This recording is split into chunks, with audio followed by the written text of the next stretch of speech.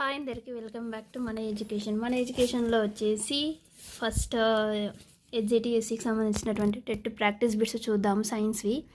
So అన్నిటికీ very very important అండి.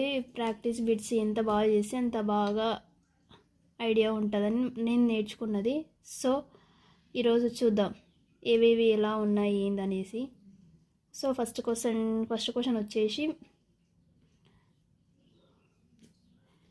నీటిలో హానికరక పదార్థాలు చేరడాన్ని డాష్ అంటారు. ఏమంటారు అంటే ఆన్సర్ వచ్చేసి ఫస్ట్ వన్కి 1 అండి ఆన్సర్. కరెక్ట్ ఆన్సర్ వచ్చేసి నీటి కాలుష్యం.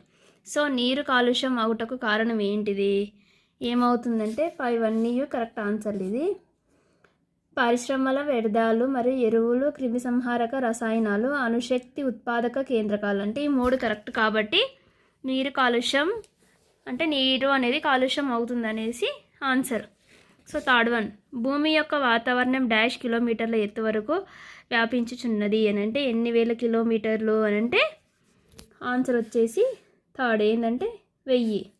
ఆన్సర్ వచ్చేసి 1000. ఇంధనం మండించడం వలన డాష్ వెలువడుతుంది. ఏం వెలువడుతుంది అని అంటే కార్బన్ డైఆక్సైడ్ వెలువడుతుంది. ఏం అంటే కార్బన్ డైఆక్సైడ్. సముద్ర తీరంలో గాలిలో డాష్ ఎక్కువగా ఉంటుంది. ఏముంటుంది అంటే నైట్రోజన్ ఉంటుంది. ఆన్సర్ వచ్చేసి 2 నైట్రోజన్.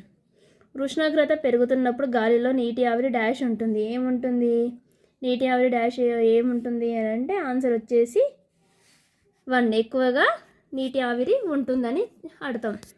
చిక్కుడు మొక్క వేరు బుడిపెలకున్న బ్యాక్టీరియా డాష్ పీల్చి లవణాలుగా మారుతాయి. ఏం లవణాలుగా మారుతున్నాయి అని అంటే నైట్రోజన్లుగా మారుతున్నాయి. నెక్స్ట్, లెగ్యుమినేసి చిక్కుడు జాతి మొక్కల బుడిపెల్లో డాష్ ఉంటాయి. ఏముంటాయి అంటే బ్యాక్టీరియా ఉంటుంది. దానికి లెగ్యుమినేసి మొక్కలలో బ్యాక్టీరియా ఉంటుంది.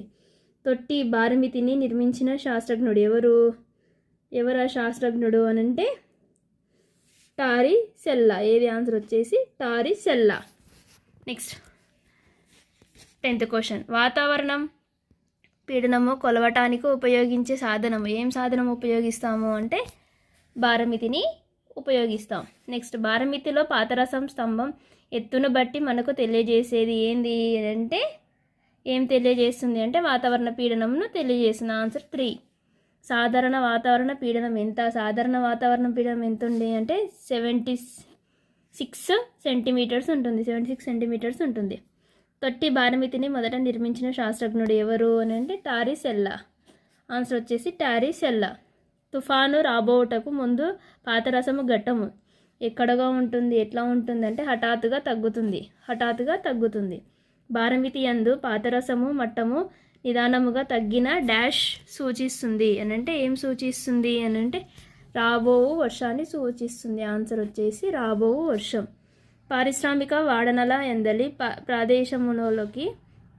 ప్రదేశంలోకి గాలిలో ఉండు వాయువు. ఏం వాయువు ఉంటుంది అని అంటే CO2 ఉంటుంది. ఆన్సర్ వచ్చేసి 1. గాలిలో ఆక్సిజన్ నైట్రోజన్ల యొక్క నిష్పత్తి ఎంత ఉంటుంది అని అంటే గాలిలో ఆక్సిజన్ నైట్రోజన్ల నిష్పత్తి ఎంత అని అంటే 1:4. ఆన్సర్ వచ్చేసి 1:4. శీతాకాలంలో పొగమంచు ఏర్పడడానికి కారణం. ఏది కారణం అంటే వాతావరణము చల్లగా ఉన్నందున. ఏంది అంటే వాతావరణం చల్లగా ఉన్నందువలన శీతాకాలంలో పొగమంచు ఏర్పడుతుంది. ఎత్తు ప్రదేశానికి వెళ్ళే కొద్దీ వాతావరణ పీడనము ఏమవుతుంది ఎత్తు ప్రదేశానికి వెళ్ళే కొలది అని అంటే వాతావరణ పీడనము ఏమవుతుందంటే తగ్గుతుంది. ఆన్సర్ వచ్చేసి 2. నెక్స్ట్ 20, ఏదైనా ప్రదేశం సముద్ర మట్టం నుండి ప్రతి 272.7 మీటర్ల ఎత్తుకు భారమితిలో ఇన్ని సెంటీమీటర్ల పీడనము తగ్గును అంటే ఆన్సర్ వచ్చేసి ఏది 2. ఏదంటే 2.54. నెక్స్ట్, ఈ క్రింది వాణిలో వేరుగా ఉన్న భౌతిక రాశి ఏది అని అంటే ఏది ఉంటుంది అని అంటే ఘన పరిమాణం ఉంటుంది.